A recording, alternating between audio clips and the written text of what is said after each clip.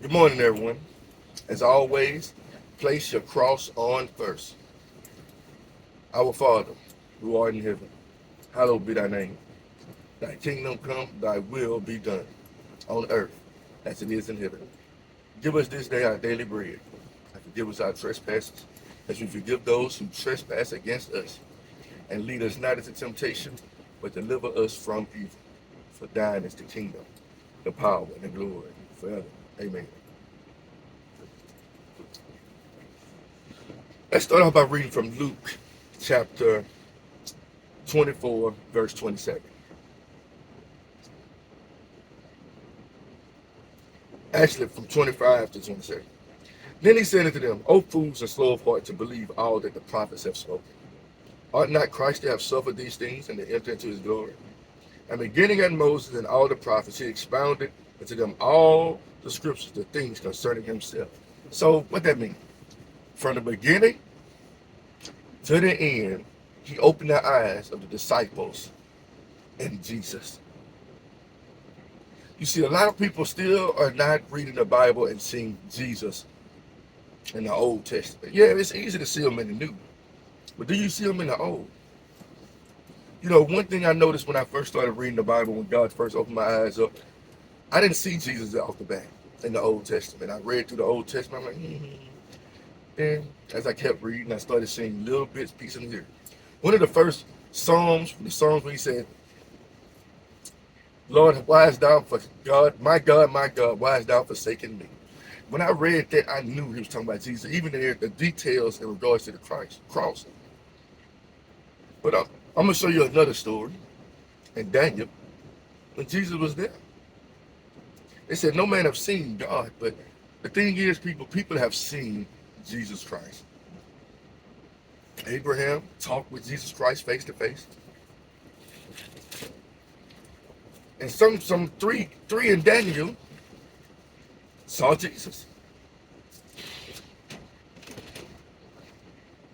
Chapter 3. So let's give you a backstory. Actually, I'm going to read it all. Nebuchadnezzar the king made an image of gold, whose height was 60 cubits and the breadth thereof 6 cubits. He set it up in the plain of Dura, in the province of Babylon. Then Nebuchadnezzar the king sent together the princes, the governors, and the captains of the judges, the treasurers, the counselors, the sheriffs, and all the rulers of the prophets to come to the dedication of the image where Nebuchadnezzar the king had set up. Now let me go say something first. The Lord does say abide by the laws of the land. But if these laws and decrees go against God, you stand firm against it. He said if you condone evil or you consent to it, you basically are part of their evil matters. You understand? Then the princes, the governors, and the captains, the judges, the treasurers, the counselors, the sheriffs, and all the rulers of provinces were gathered together into the dedication of the image that Nebuchadnezzar the king had set up. And they stood before the image that Nebuchadnezzar had set up. Then an herald cried aloud, to you is it is commanded, O people, nation, and language, that at what time you hear the sound of the cornet, flute, harp, sackbut, psaltery, dulcimer, and all kinds of music, ye fall down and worship the golden image that Nebuchadnezzar the king hath set up. And whoso falleth not down and worship shall the same hour be cast into the midst of the fiery furnace. I know most people are like, well, I haven't bowed down to a golden image or a golden calf. Let's put it this way, people. We're designed to spread the gospel. Not Black Lives Matter. Not LGBTQ. Not different belief systems. But the gospel. You know, little children, keep yourself from idols. Now, I might want to really pay attention. An idol can become an image in your heart. A group can become an idol. Wherefore at that time certain Chaldeans came near and accused the Jews. They spake and said to the king Nebuchadnezzar, O king, live forever.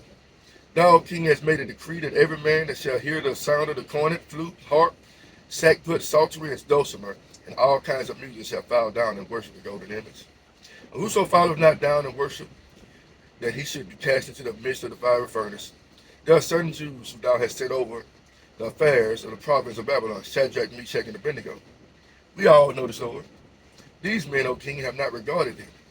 They serve not thy gods, nor worship the golden image which thou hast set up. Now, the one thing you're going to realize when you live for God, you're not going to worship no other gods, no other deities. I don't care who says it. Oh, it's okay. It's allowed. We have freedom to worship what we want to worship. Yes, you do. You have freedom to worship who you want. But I would advise you as a Christian to only worship God. Then Nebuchadnezzar in his rage and fury commanded to bring Shadrach, Meshach, and Abednego. Then they brought these men before the king. Nebuchadnezzar spake and said unto him, Is it true, O Shadrach, Meshach, and Abednego? Do not you serve my gods, nor worship the golden image which I have set up? Now if you be ready that at what time you hear the sound of the cornet flute, harp, sackbut, psaltery, and dulcimer, and all kinds of music, you shall fall down and worship the image. Now think about this. Whoa! I just caught something I didn't catch before. Certain music you listen to. Certain music. Now check this out. At the Grammys this year, Sam Smith, I was watching a video. Sam Smith was talking about he got a good performance. Then CBS or whoever was like, we're going to worship today. Well, who does Sam Smith worship? He dressed up as Satan. He worshiped the devil. They say if you applaud this stuff, if you praise this stuff, they say you was in the audience and you went along with it. You know, there was a church, the Maverick City Church. They were there too. And right after Sam Smith left the stage, they came on the stage and said, blessed be God, the Lord. But they never said that name, Jesus. Why did the name Jesus separates us from the rest? But if you were part of it, they could have used that platform to glorify Jesus, or glorify God. Jesus, for sure. They didn't. They went along with it. Shadrach, Meshach, and Abednego answered and said to the king, O Nebuchadnezzar, we are not careful to answer thee in this matter. If it be so, our God whom we serve is able to deliver us from the burning fire furnace, and he will deliver us out of thine hand, O king. But if not, be it known unto thee, O king, that we would not serve thy gods, nor worship the golden image which thou hast set up. Because the people of this world, us, we're thinking of we're going to see a gold image. Let me tell y'all something, people. Little children, keep yourselves from idols. Once you realize who they serve, you might not want to listen to them. Pay attention. Then was Nebuchadnezzar full of fury, and the storm of his visage was changed against Shadrach, Meshach, and Abednego. Therefore he spake and commanded that they should heat the furnace 17 times more than it was wont to be heated. And he commanded the most mighty men that were in the armor to bind Shadrach, Meshach, and Abednego and cast them into the fiery furnace. Then these men were bound in their coats, their hosen, and their hats, and their other garments, and were cast into the midst of the burning fiery furnace. Therefore, because the king's command was urgent, and the furnace exceedingly hot, the flame of the fire slew those men that took up Shadrach, Meshach, and Abednego. And these three men, Shadrach, Meshach, and Abednego, fell down, bound into the midst of the burning fiery furnace. Then Nebuchadnezzar the king was astonished, and rose up in haste, and spake, and said unto his counselors, Did not we cast 3 men bound into the midst of the fire? They answered and said unto the king, True, O king. He answered and said, Lo, I see 4 men loose, walking in the midst of the fire, and they have no hurt, and the form of the 4th is like the Son of God. Then Nebuchadnezzar came near to the mouth of the burning fiery furnace, and spake and said, Shadrach, Meshach, and Abednego, ye servants of the Most High God, come forth and come hither. Then Shadrach, Meshach, and Abednego came forth of the midst of the fire.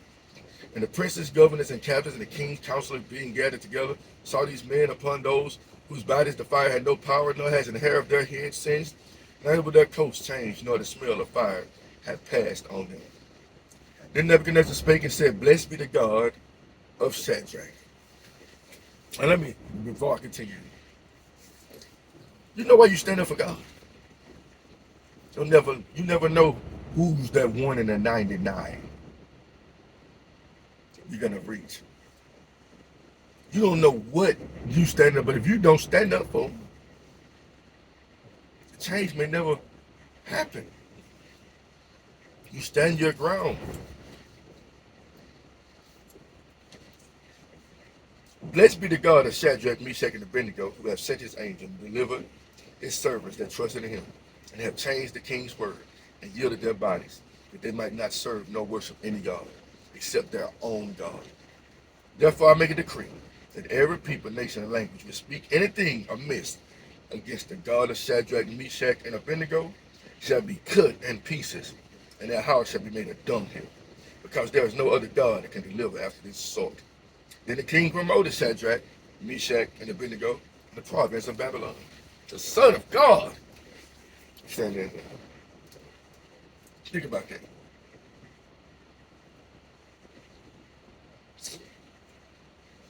You see, what the problem is now, we got these complacent Christians. They don't stand up for God, and they let people just mock and ridicule us. It's cool. Let them do it. But you stand up. You stand up for God.